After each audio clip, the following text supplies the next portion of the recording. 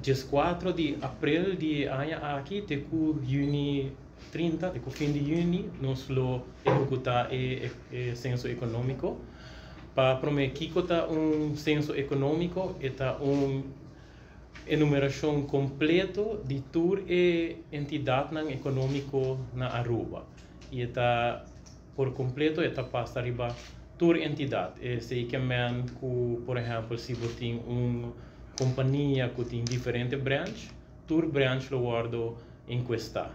Está arriba toda companhia que faz atividade econômica na Aruba.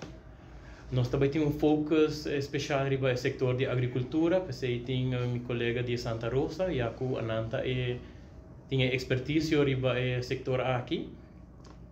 E meta não de censo, e meta importante para nós ter vista de toda entidade físico ativo no Aruba, e assim nós podemos vista de como a economia de Aruba está estruturada. Esta ajuda a CBS também para update no registro de negócio e para o departamento de National Accounts MES nós está com o GDP, então para esse nós temos que estar up to date com o manual de United Nations. Na 2025 nós também saca o SNA, esse é o número de manual novo de National Accounts, então o censo econômico está muito importante para dados. Também dentro censo ajuda nós com o que nós chamamos supply and use table.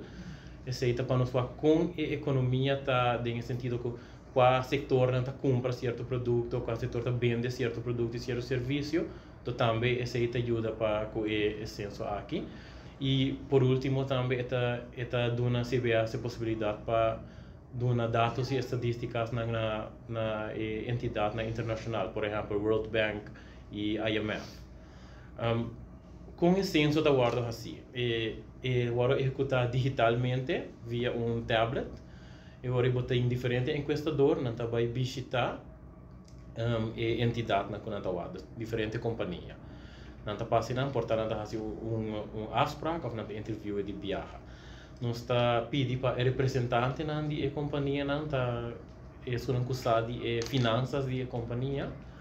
Para mim, me sigue over de censo mesmo, tenho que pôr ponto que o CBS tá para a privacidade dos dados não lo guardo usar solamente para motivo estadístico, não nunca lo guardo publicar individualmente, solamente riba forma agregada, e também dados individuais nunca lo guardo compartilhar com nenhuma outra entidade, seja do setor público ou do setor privado. Solamente cifra agregada lo guardo publicar e lo guardo compartilhar.